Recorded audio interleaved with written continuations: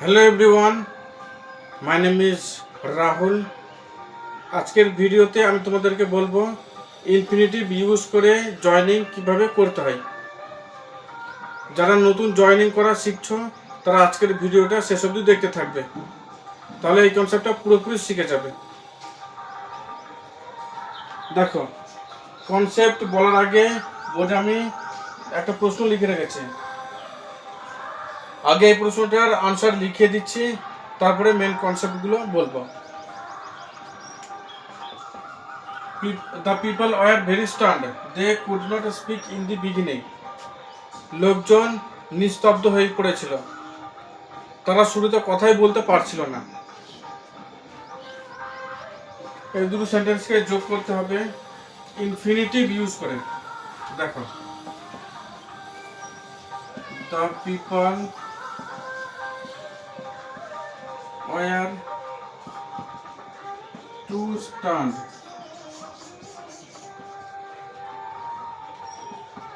to speak in the beginning.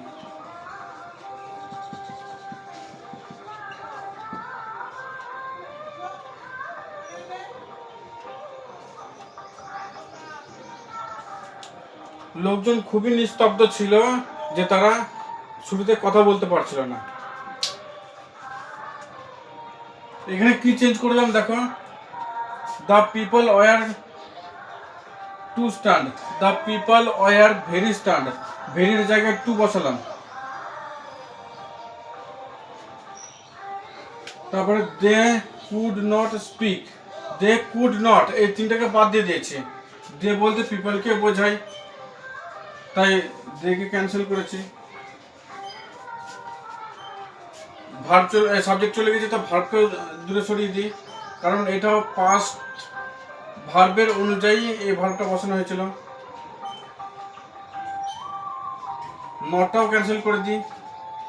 Speak in the beginning, to speak in the beginning.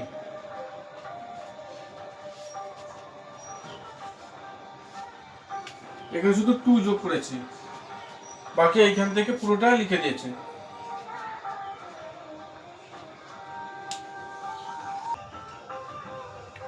এবার বোঝো infinitive কি।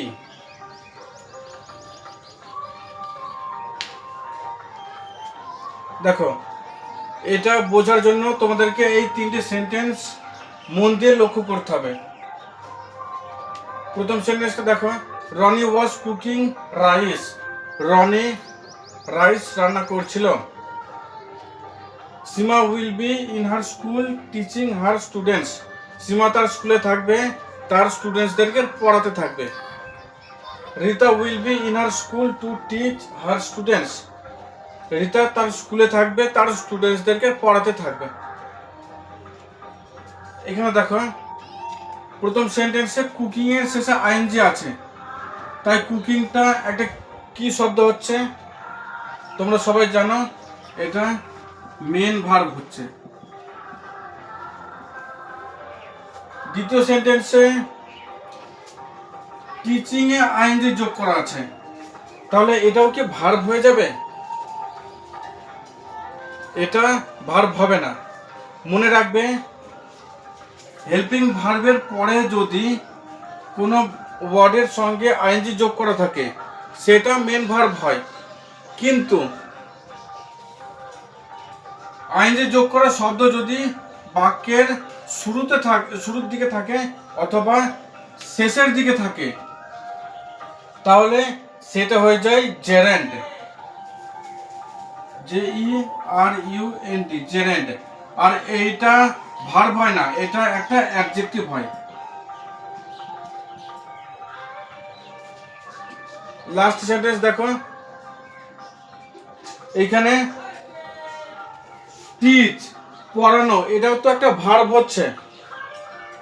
এবার এই ভার্বটা মাঝখানে নেই, সেন্টেন্সের শুরুর দিকে থাকতে পারে আবার শেষের দিকেও থাকতে পারে।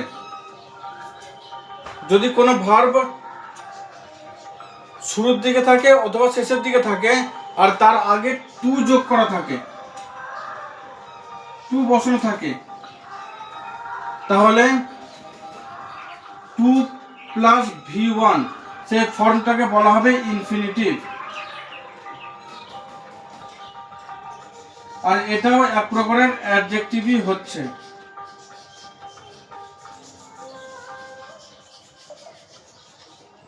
তাহলে তোমরা মনে রাখবে 2 প্লাস ভার্বের ফার্স্ট ফর্ম হলো ইনফিনিটিভ।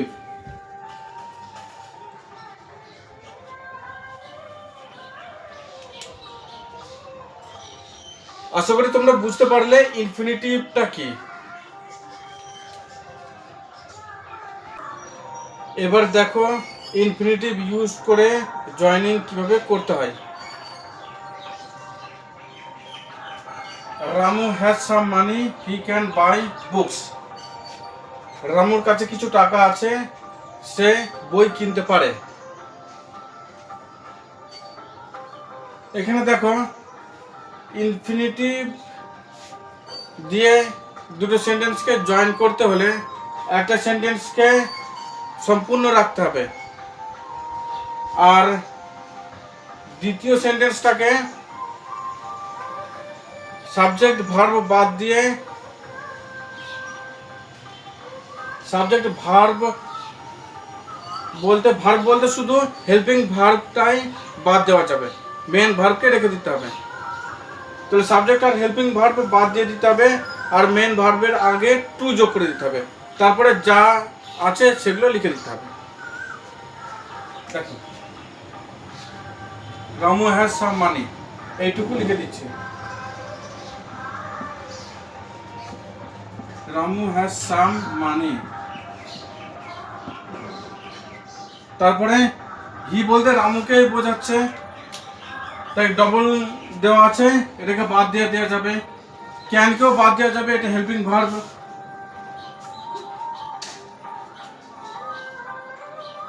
মেন ভার্ব হচ্ছে বাই, এখান থেকে লিখে দিতে হবে।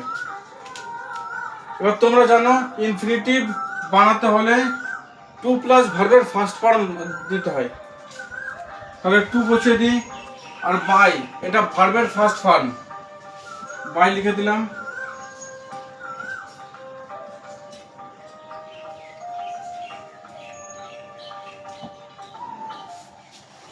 Ramu has some money to buy books. রামুর কাছে কিছু টাকা আছে বই কেনার জন্য।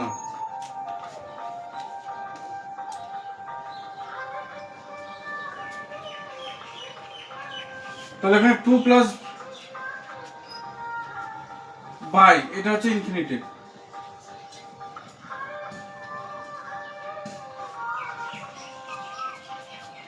নেক্সট কোশ্চেন দেখো, Ritu went to school, she wanted to be present in her class. Ritu স্কুলে গেল, সে তার ক্লাসে উপস্থিত থাকতে চাইছিল।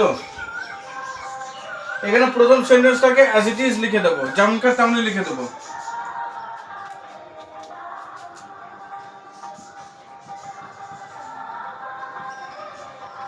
ঋতু ওয়েন্ট টু স্কুল। এবার সি বলতে ঋতুকে বোঝাচ্ছে, এটা ডবল দেওয়া আছে তাই কেটে দিই। ওয়ান্টেড এটা পাস্টের ভার্ব, এখানে পাস্টের ভার্ব অলরেডি আছে তাই এটাকেও কেটে দিই। এবার বিটা ভার্বের ফার্স্ট ফর্ম, এর আগে টু যোগ করে দিতে হবে, আর এখানে অলরেডি টু যোগ করা আছে, তাহলে to be present in her class এটুকু লিখে দিতে হবে।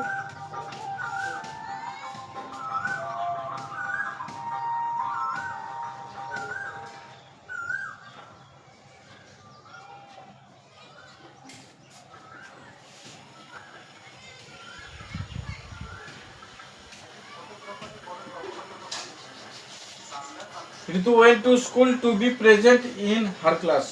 ঋতু তার স্কুলে গেল তার ক্লাসে প্রেজেন্ট থাকার জন্য। এখানে টু বি হচ্ছে ইনফিনিটিভ ফর্ম।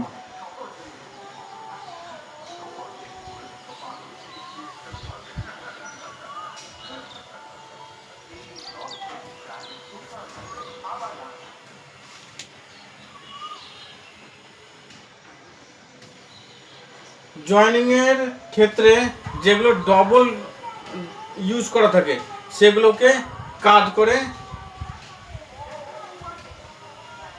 একটা সম্পূর্ণ সেন্টেন্স লিখতে হবে, তারপরে দ্বিতীয় সেন্টেন্সে যেটুকু পড়ে থাকবে সেটুকু যোগ করে বসিয়ে দিতে হয়।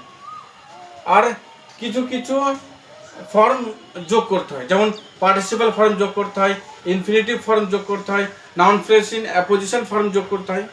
ব্যাস এইটুকুই আছে জয়েনিংয়ে।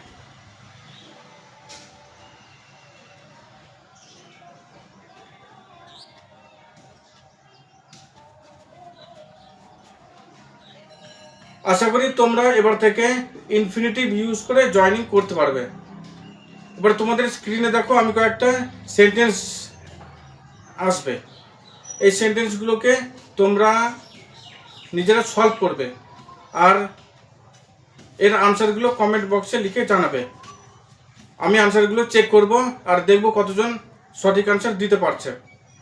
তাহলে আমি বুঝতে পারবো যে আমি আমার ভিডিও দেখে তোমরা শিখতে পারছো কিনা। যদি এই চ্যানেলে নতুন থাকো চ্যানেলটা সাবস্ক্রাইব করে রাখবে আর এই ভিডিওটা ভালো লাগলে একটা লাইক করে দেবে। এইরকম ভিডিও বানাতে আমার অনেক পরিশ্রম লাগে, অনেক খাটনি হয়, তাই আমি তোমাদের কাছে শুধু লাইক শেয়ার আর সাবস্ক্রাইবই চাইছি, আর কিচ্ছু না। তোমরা যদি এই তিনটে জিনিস আমাকে দাও তাহলে আমি তোমাদেরকে এরকম জরুরি ভিডিও বানিয়ে দিতে থাকবো আর তোমরা ইংরেজি গ্রামার শিখতে থাকবে। I will see you in the next video. Till then, bye.